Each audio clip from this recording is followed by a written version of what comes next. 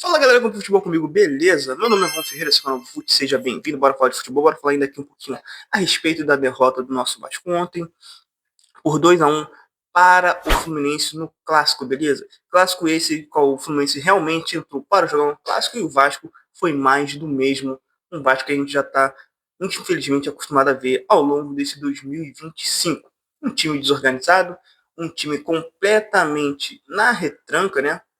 E é isso, cara. É clássico, é decidido em detalhes. É decidido em detalhes. Mas quando você faz uma partida do qual você só consegue jogar alguns minutos, a grande chance de perder é como a de ontem, né? O Vasco, ele iniciou o jogo, né? Completamente ali recuado, o Fluminense em cima. Ainda na primeira etapa, o Vasco conseguiu ali sair mais, conseguiu criar algumas jogadas ali.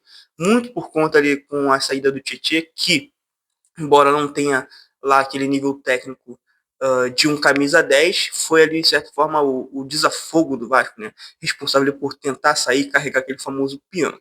Hugo Moura e Cocão. Cara, o Hugo Moura é aquele cara mais de marcação, não dá para exigir muito do Hugo Moura, do Cocão piorou. O Cocão, infelizmente, eu não sei como o Vasco ainda tem esse tipo de jogadores, né, cara? Eu tô falando de nível técnico, eu tô falando da pessoa, tá? Tô falando do jogador. Beleza? Antes de mais nada, eu te convido a se inscrever no canal, ativa o sininho. Meu nome é Romulo Ferreira, esse é o canal Jogo Fute, onde eu falo de futebol aqui todos os dias, beleza? Então vamos lá falar aqui a respeito de Vasco 1, Fluminense 2. De virada o Fluminense vence. E, cara, por mais que eu seja vascaíno, o Fluminense foi melhor, foi superior, teve mais oportunidades, realmente estava ligado no jogo, realmente entrou querendo vencer o clássico. Enquanto o Vasco foi mais um Vasco do mesmo, né, cara? Aquele Vasco que a gente já está acostumado a ver, infelizmente. Um time que joga alguns minutos, né? Tem vezes que o Vasco joga um tempo bem. Ontem, por exemplo, jogou alguns minutos só da primeira etapa. O Fluminense começou em cima, começou melhor. Aí depois o Vasco ainda na primeira etapa conseguiu criar algumas jogadas, tanto é que saiu o gol do qual o Vasco saiu à frente no placar, mas foi um lance de bola parada, né? Lances esse que a gente vai ver muito ainda. O lance foi ali para checagem, aquela questão toda, mas obviamente o gol foi legal.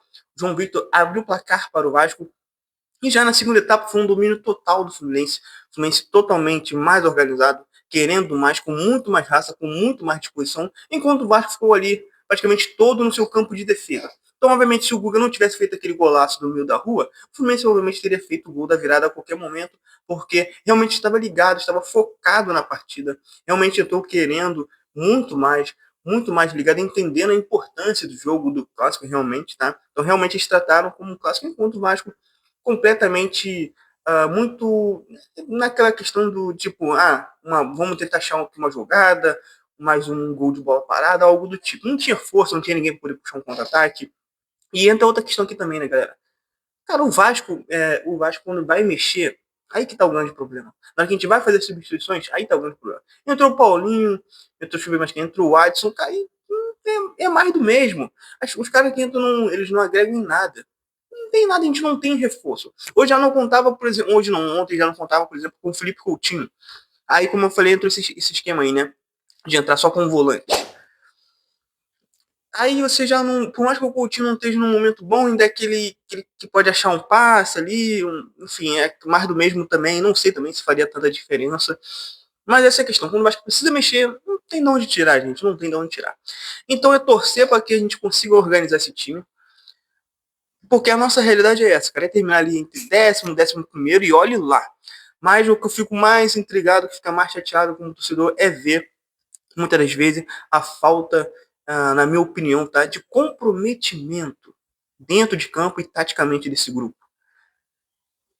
Parece do jeito que tá bom, parece que eles não entram ligados, parece que eles não entram entendendo, né, que olha, a gente precisa vencer, parece que o jogo não foi em São Januário, os caras ficam completamente apagados. E ontem, por mais que eu fosse no Rio de Janeiro, mas com o mando do Fluminense, aquela famosa torcida meio a meio, completamente um time completamente apagado. O Fluminense mereceu vencer, criou as melhores oportunidades, realmente estava ligado. E aqui é que a gente fala, não é questão só de treinador, não adianta mudar treinador, pode vir quem for treinar o Vasco. O elenco vai continuar sendo o mesmo, a nossa realidade vai continuar sendo a mesma, mas é necessário cobrar sim esses jogadores. E aí eu tô falando de cobrança, tem que vir da parte de cima.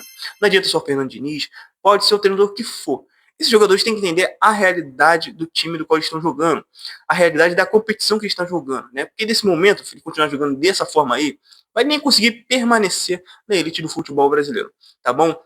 Parece que é proibido de cobrar jogadores no futebol brasileiro. Parece que é proibido cobrar jogadores no futebol do Vasco. Eu sei que a pessoa falando assim, mas poxa, você quer cobrar o quê se os jogadores é baile? Não é questão de cobrar qualidade técnica, mas organização. Tem time muito. Vou dar um exemplo: o Mirassol, cara.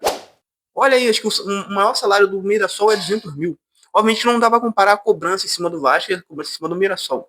Mas como pode um time que tem uma folha 10 vezes menor que a do Vasco ser muito mais organizado e muito mais competente dentro de campo? É essas questões que a gente fala, entendeu? Que eu e os torcedores do Vasco não veem. Dito isso, o Fluminense venceu o clássico, foi melhor, mereceu vencer, né? É duro falar que o nosso rival mereceu vencer, mas é a realidade, né? A gente não pode ficar aqui contando lorota. Aí o Ryan, ele deu uma provocada ali no final da primeira etapa, né? Aquela questão, o cara provoca e tem que aguentar depois também. E depois, meu amigo, dispararam pra cima dele, né? Ali os pessoal ali da mídia do Fluminense, né? Obviamente. O Guga, que estava ali envolvido, que foi o jogador que foi cobrar ali as dores do torcedor do Fluminense. Obviamente, se ele soubesse que ele ia fazer o gol da vitória depois, acho que ele ficaria na dele ali, deixaria pra zoar depois. Mas até que pra quem fez o gol da vitória, até que ele não pesou muito ali na do Ryan, mas já as redes sociais do Fluminense em peso fizeram vários memes ali. Eu acredito que eu não sei o que você pensa a respeito disso. Pra mim, enfim, tanto fez, tanto faz, eu não me importo muito com isso. Eu acredito que o cara, quando faz, ele tem que entender que, filho, tudo que vai volta, né? Tipo, o Ryan voltou no mesmo jogo. Mas eu acho também que o moleque também teve um pouco de personalidade. Quando foi perguntado na saída ali do campo para dar entrevista na primeira etapa, ele falou que faz isso sim, faz isso desde a categoria de base, etc. Bancou, mas quem saiu levando a melhor foi o Fluminense para cima do Vasco. De virada venceu com gols de gol contra do Verratti, né? Olha só, o Verratti fez o gol contra. Depois o Guga marcou ali do meio da rua, assim, o Fluminense venceu o clássico por 2-1. E a pergunta que fica ali, né? O que esperar desse time, né? Eu só cobro, cara, um pouco mais de organização. Eu sei que o Vasco não vai vencer jogos de goleada toda hora, que o Vasco não vai, por exemplo, brigar por uma vaga na Libertadores. Tem que ser realista, né? A questão é que jogos em casa. O Vasco tem que fazer todos os seus jogos em casa. Não tem que ter esse negócio. O Vasco tem que jogar em São Januário. O Vasco em São Januário é um time quando não vai na técnica, né? Vai mais na questão da raça, muito por conta da torcida e por conta do ambiente. E jogos fora de casa é torcer ali para pelo menos ter um time mais organizado, para buscar pelo menos um empate, uma hora ou outra ali a vitória, por que não? Porque essa é a nossa realidade. Dito isso, cara, se inscreve no canal aí, dá esse voto de confiança pro amigo aqui. Tamo junto, valeu!